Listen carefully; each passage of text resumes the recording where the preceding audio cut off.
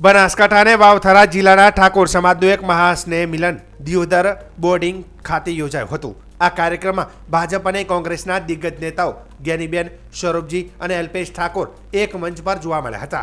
કાર્યક્રમ દરમિયાન સમાજમાં સુધારા વધારા, સામાજિક બંધારણો અને કુરિવાજો તેમજ બંદીઓને દૂર કરવા અંગે ચર્ચા કરવામાં આવી હતી। સાંસદ જ્ઞાનીબેન ઠાકોરે જણાવ્યું કે લવ મેરેજ કરતાં પણ ખતરનાક અત્યારે મૈત્રી કરાર છે।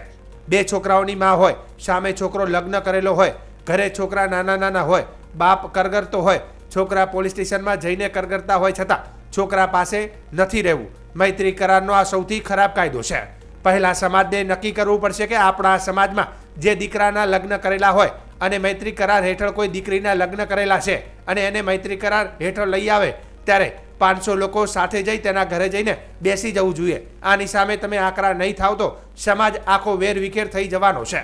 જ્ઞાનીબેને વધુમાં જણાવ્યું કે બગડેલા કેસને સુધારે તેને વકીલ કહેવાય, પણ કેસ બનવા જ ન દે તેને વડીલ કહેવાય।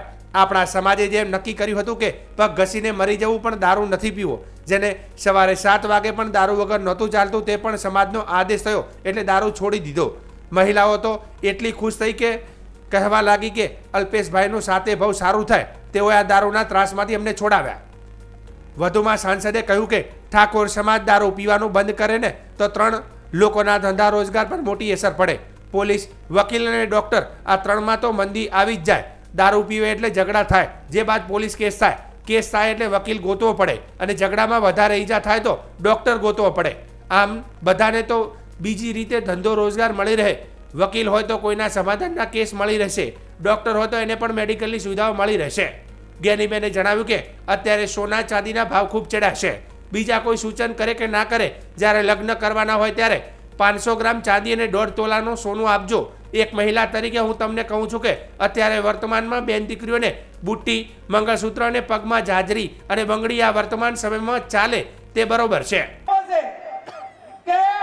લવ મેરેજ કરતા પણ અત્યારે ખતરનાક સમાજને વેરવિખેર કરવા માટેનો જો કાયદો હોય તો આ મૈત્રી કરાર છે।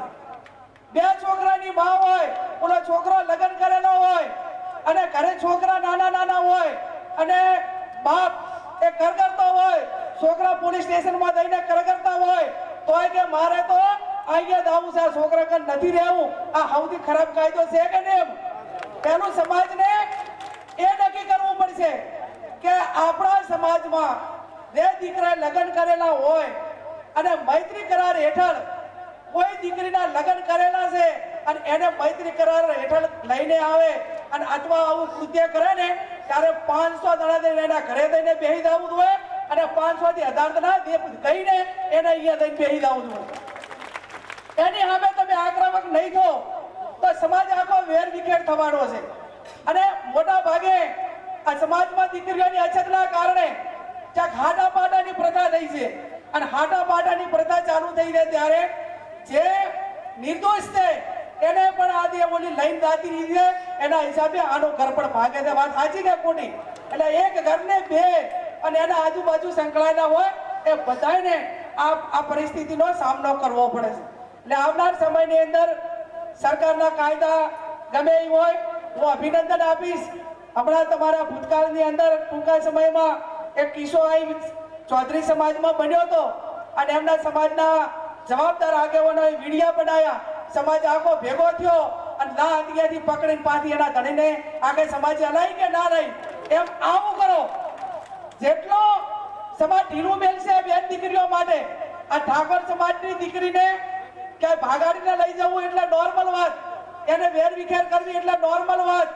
અને બીજું કે આવડો મોટો સમાજ છે તો સમાજના દીકરાઓ ક્યાંય આવી ભૂલોમાં ના આવે એવી પણ મારી 2 હાથ જોડીને વિનંતી। સુધારેલા કેસને ના બગડેલા કેસને સુધારે એને વકીલ કહેવાય, બગડેલા કેસને સુધારે એને વકીલ કહેવાય, પણ કેસ બનવા ના દે એને વડીલ કહેવાય। વડીલની ભૂમિકા આપણે જ્યારે અદા કરવાની હોય ત્યારે બધા એક થઈને જ્યાં જેને રાજકીય આગેવાનને કહેવું પડતું હોય તો આગેવાનને કહેવાનું, ઘરમાં કહેવાનું થતું હોય તો ઘરમાં કહેવાનું અને જેટાણે જે ભગવાન કૃષ્ણએ કીધું છે અને મહાભારતના આપણા પાસે દાખલા છે કે અન્યાય સામે પણ આપણે અવાજ ના ઉઠાવવા તો બધા અન્યાય કરે છે એમાં આપણે સૂર ફૂર્યો એવું કહેવાય કે ના કહેવાય?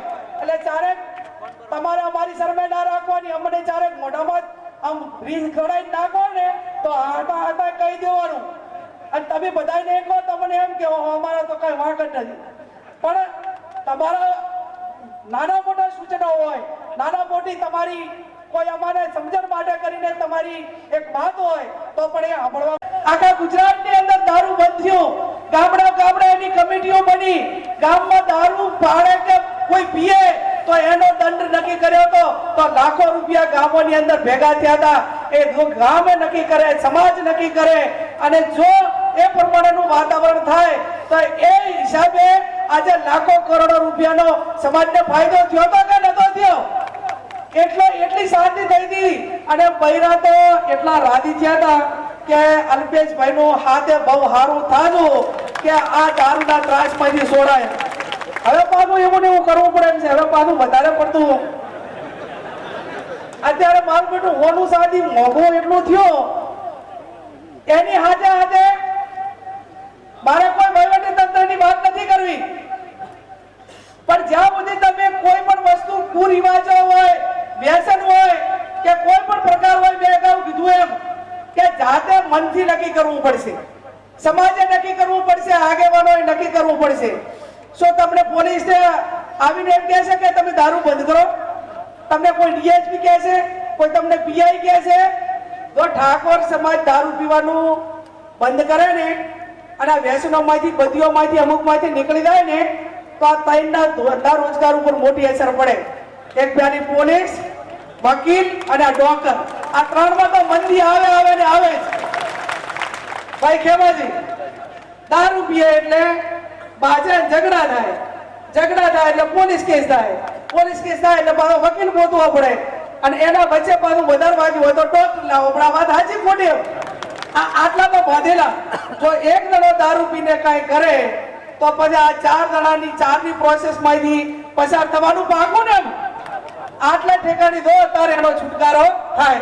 એટલે મારી આપ સૌને વિનંતી છે કે આપણે આ ચારના ધંધો રોજગાર કરતા હોય ને બીજી રીતે ધંધો રોજગાર મળી રહેશે. ચાહે વકીલ હોય તો કોકના સમાધાન માટે મળી રહેશે, ડોક્ટર હોય તો એની મેડિકલની સુવિધાઓ માટે પણ મળી રહેશે. પણ આ રીતે વરવિખેર કરીને, સમાજમાં વેરવિખેર કરીને આ પ્રમાણેનું થતું હોય ત્યારે એને રોકવા માટેની જવાબદારી છે. તો બીજી બાજુ અલ્પેશ ઠાકોરે મંત્રી સૌરભજી ઠાકોર વિશે જણાવ્યું કે આપણા સૌરભજી ઠાકોર સાહેબને આપણે બધાએ સાહેબ કહેવાનું. આપણે બીજા મંત્રીને સાહેબ કહીએ તો આ તો આપણો હીરો છે, તેને સાહેબ કહેવો જ પડે ને. આ દરમિયાન અલ્પેશ ઠાકોરે સ્પીચ આપી રહ્યા હતા ત્યારે સૌરભજી ઠાકોરે વચ્ચે આવીને જણાવ્યું કે હું સેવક તરીકે કામ કરવા માંગુ છું, એટલે મને સાહેબ કોઈ ન કહેતા ભાઈ કહીને બોલાવજો. અલ્પેશ ઠાકોરે જણાવ્યું કે આપણા સમાજના આગેવાનો સૌરભજી હોય કે ગેરીબેન, તમામની મદદ કરો, સમાજ સેવા માટે તમામને પ્રોત્સાહન પૂરું પાડે.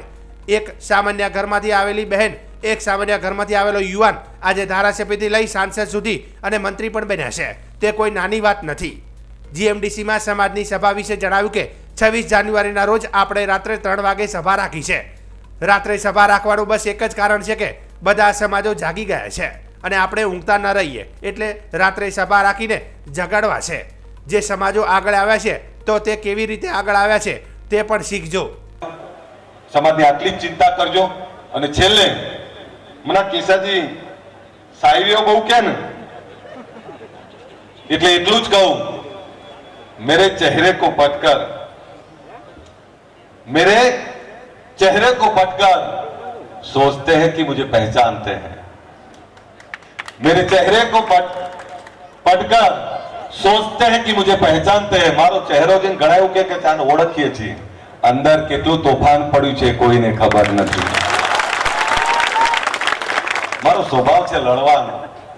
મારા અંદર પડેલો આંદોલનકારી, ક્રાંતિકારી જીવ ક્યારેય મળતો જ નથી. તૂટ્યું વારીને પડી રહેવું કે તૂટ્યું વારીને સહન કરવું એ મારો સ્વભાવ નથી. હું હંમેશા આપને કહું છું કે જ્યાં અત્યાચાર ચાલશે, જ્યાં પીડા હશે, જ્યાં સમાજના ઉત્થાનની વાત હશે, જ્યાં ગરીબોના વિકાસની વાત હશે, જ્યાં ગરીબોની ચિંતાની વાત હશે, ત્યાં હંમેશા હું એનો એ જ છું. અને એટલે જ નામ આપ્યું છે ગુજરાત ક્ષત્રિય ઠાકોર સેના. આ બ્રાન્ડ છે. અલ્પેશ ઠાકોર કાલે હોય ના હોય, આ બ્રાન્ડ હંમેશા જીવતી રહેવી જોઈએ. એ બ્રાન્ડ આ સમાજનો. અને એટલે આજે અમારા સ્વરૂપજી ઠાકોર સાહેબ, સ્વરૂપજી સાહેબ કેમ કીધા? આપણે બધાએ કહેવાનું. આપણે બીજા મંત્રીને સાહેબ કહીએ તો આપણો તો હીરો બેઠો છે, એને સાહેબ કહેવો જ પડે ને. મેં સેવક તરીકે કામ કરવા માંગુ છું, એટલે મને સાહેબ કોઈ ના કહેતા, ભાઈ કહીને બોલાવતા. મેં જ્યારે શપથ લેતા હતા ત્યારે કદાચ કોઈએ તમે જોયું ના જોયું, સ્વરૂપજીનું નામ પડ્યું ને ત્યારે હું 1 થી 2 મિનિટ સુધી એકલો તાળીઓ પાડતો.